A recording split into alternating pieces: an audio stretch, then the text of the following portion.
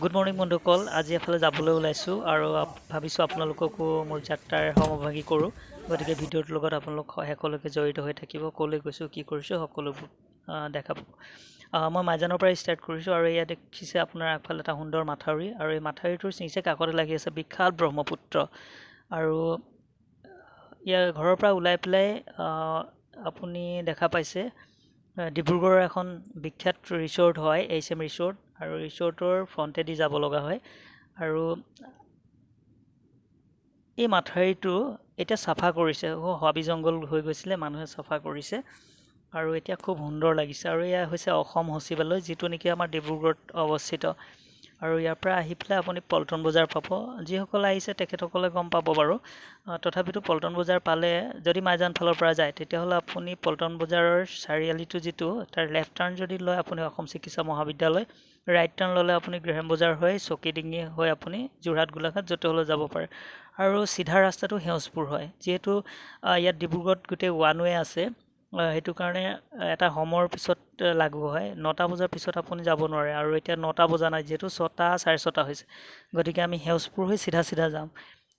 আমি সেউজপুৰ হৈ ওলাই আহিলোঁ। আহি নালিয়াপুলৰ ওচৰতে সেউজপুৰ যিটো তিনিআলি হয়, তাতে আমি ওলালোঁ। ৰাইট টাৰ্ণ ল'লে আপুনি চকীডিঙি হৈ ডিব্ৰুগড় যোৰহাট গোলাঘাট, আৰু লেফ্ট টাৰ্ণ তিনিচুকীয়া ডুমডুমা যলৈ যায়। আমি আহি আছোঁ কনভাই ৰোডৰ যিটো ব্ৰিজ হৈ আছে, সেই ব্ৰিজটো পাইছোঁ। এতিয়াও আধা হৈ গ'ল, এটা ছাইড হৈ গ'ল আৰু এটা ছাইড বাকী আছে। যিহেতু ৰাস্তাবিলাকো আমাৰ বনাই থকা হৈছে, সম্পূৰ্ণ হোৱা নাই, সেইটোকে আপোনাৰ ৰাস্তাবিলাকৰো অৱস্থা ইমান এটা ভাল নহয়। আৰু আমি যিটো গৈ আছোঁ, ৰাস্তা চক বেয়া। চিধা ৰাস্তাটোত যদি যায় আপুনি, তেতিয়াহ'লে তিনিচুকীয়া বা দুলীয়াজান বা নাহৰকটীয়া আপুনি এফালে যাব পাৰে, কিন্তু আমি সেইফালেদি নাযাওঁ। এতিয়া বাইপাছত ওলাম। গতিকে আমি এই বাণীপুৰৰ এই যিটো ৰাস্তা দেখা পাইছে আপোনালোকে, আমি ৰাইট টাৰ্ণ লৈ ল'লোঁ। ৰাইট টাৰ্ণ লৈ পেলাই এইফালে সোমাই যাওঁতে ৰাস্তাটো খুব সুন্দৰ। চাৰিওফালে আপোনাৰ সেউজীয়া বাগিচা, আৰু এই চাহ বাগিচাৰ যি মনোমোহা সৌন্দৰ্য, সেইবিলাক উপভোগ কৰি সঁচাকেই পুৱাৰ ভাগত খুব ভাল লাগে, যিটো ফ্ৰেছ এয়াৰ পাওঁ। আৰু আপোনালোকে দেখিছে য'ত ত'ত ষ্টেচুবিলাক যে হৈ থাকে, ইয়াতে বনাই চব এয়া। আৰু এনেকৈ আহি আমি হাইৱে পালোঁ, যিটো বাইপাছ হয়, এই বাইপাছটো পালোঁ। এইটো তিনিচুকীয়া গুৱাহাটী বাইপাছ। আৰু এয়া চব ইমান ধুনীয়া ৰাস্তা। ইয়াত এতিয়াও সম্পূৰ্ণ হোৱা নাই, কিন্তু জেগাই জেগাই সম্পূৰ্ণ হৈ আছে ৰাস্তাটো। তথাপিতো খুব ধুনীয়া পৰিৱেশ, চাৰিওফালে গছ গছনি, আৰু যিটো 4 লেন হয়, যিটো বাইপাছ হয়, সেই বাইপাছৰো খুব সুন্দৰভাৱে বনাইছে। গৈ খুব ভাল লাগে। আৰু ইয়াত দেখিছে 120 স্পীডত আমি যাব পৰা অৱস্থাত আছোঁ, কিন্তু সকলো জেগাতে নহয় আকৌ দেই। সাৱধান হ'ব, চাব 120 বা 100ত চলালে আপুনি কেতিয়াবা ফাইন কাটিব, য'তে ত'তে থাকেই তাৰ। আৰু এয়া আহি পাই গ'লোঁ চক জগন্নাথ মন্দিৰ। এয়া কিন্তু ডিব্ৰুগড় জগন্নাথ মন্দিৰ, আৰু আপুনি যদি এই বাইপাছেদি আহে জগন্নাথ মন্দিৰ পাব। জগন্নাথ মন্দিৰ পাৰ হৈ পেলাই আমি যিটো এইটো ইয়াত এটা গোলাই পাইছোঁ, এইটো আপুনি ৰাইট টাৰ্ণ যদি লয় চকীডিঙি হৈ পেলাই আপুনি ওলাই যাব পাৰে। আমি চিধা যাওঁ, চিধা গৈ পেলাই যিটো বৰবৰুৱা আছে, সেই বৰবৰুৱাত আমি ওলাম। আৰু এই যিহেতু ৰাস্তাবিলাক সম্পূৰ্ণ এতিয়ালৈকে হোৱা নাই, আৰু হৈ গ'লে কিন্তু ডিব্ৰুগড়ৰ পৰা গুৱাহাটীলৈকে বেছি সময় নালাগে। চাওক আমি বৰবৰুৱা পালোঁ। গোলাই যিটো আছে, ইয়াৰ লেফ্টৰ ৰাস্তাটো এইটো অন্য দেশৰ লগত সংযোগ কৰিব পৰা এটা ৰাস্তা হয়, আৰু এইটো দি আপুনি তিনিচুকীয়া হৈ অৰুণাচল হৈ এনেকৈ যাব পাৰে আপুনি। আৰু এই চাওক যিটো মেইন ৰাস্তা গুৱাহাটীলৈ যোৱা বা যোৰহাটলৈ যোৱা ৰাস্তাটো, এতিয়াও আপোনাৰ জেগাই জেগাই ভাল হোৱা নাই। আচলতে ভাল হোৱা নাই মানে বনাই থকা হৈছে। গতিকে সকলো জেগাতে আপুনি খুব বেছি স্পীডতো যাব নোৱাৰে। আৰু এয়া দেখিছে কেইটামান মৈদাম,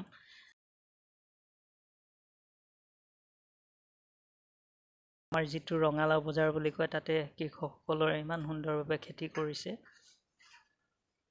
ৰাস্তাবোৰ খুব সুন্দৰ হৈছে, কিন্তু জেগাই জেগাই, আৰু সকলো জেগাতে স্পীডত যাব নোৱাৰি তথাপিতো।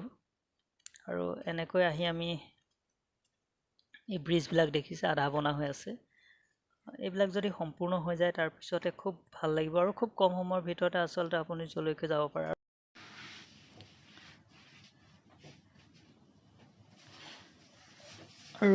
এইফালে দেখিছে বিশ্ববিখ্যাত শিল্পী ভূপেন হাজৰিকাদেৱৰ ষ্টেচু এটা। বন্ধুসকল, এটা কথা মন কৰিছেনে? ৰাস্তা ঘাটৰ উন্নয়নে কিন্তু মানুহৰ জীৱনৰ গতিও সলনি কৰি পেলাইছে, নহয়নে?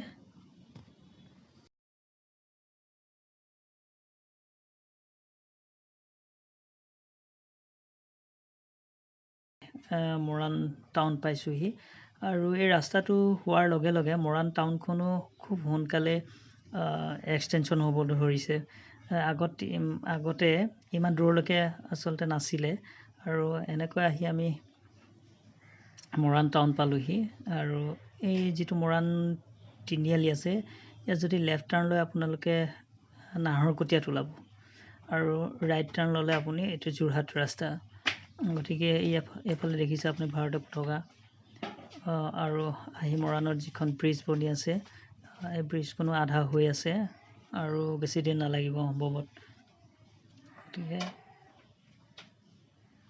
এনেকৈ আমি আহি আছোঁ আৰু আহি যিহেতু ৰাতিপুৱা সোনকালে আহিলোঁ, গতিকে লখিমী নামৰ এখন ধাবাত সোমালোঁ আমি পুৱাৰ ব্ৰেকফাষ্ট কৰিবৰ কাৰণে, ডিমৌ।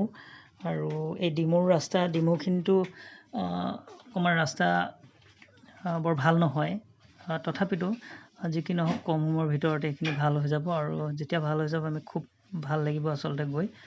আৰু এই চাওক ৰাস্তাটোৰ পৰিৱেশটো চাওক কিমান সুন্দৰ। কিন্তু ৰাস্তাটো ভাল হোৱা হ'লে কিন্তু আৰু খুব ভাল লাগিলে হ'লে গৈ, যি কি নহওক। আৰু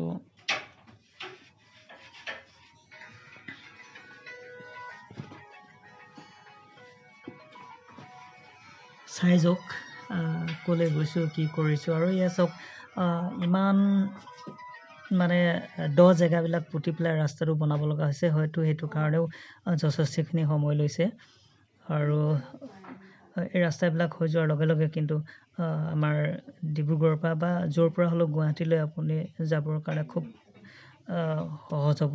আৰু এই যে ফেচবুকত কিছুদিন পূৰ্বে খুব তোলপাৰ লাগি আছিলে, অসমৰ শিৱসাগৰ জিলাত এখন ফ্লাইট ৰেষ্টুৰেণ্ট হ'ব আৰু সেইখনে ফ্লাইট চাওক, কিন্তু অ'পেন হ'ল নে নাই ক'ব নোৱাৰোঁ, কিন্তু ফ্লাইটখন এইখন। আৰু এয়া চাওক ৰাস্তাৰ কাম পূৰ্ণ গতিত চলি আছে আৰু এইটুকুৰাত অকণমান বেয়া, গতিকে লাহে লাহে যাব লগা হৈছে। আৰু এনেকৈ আহি ঐতিহ্যমণ্ডিত যি শিলৰ সাঁকো, সেই শিলৰ সাঁকো পালোঁহি চাওক, নামদাঙৰ।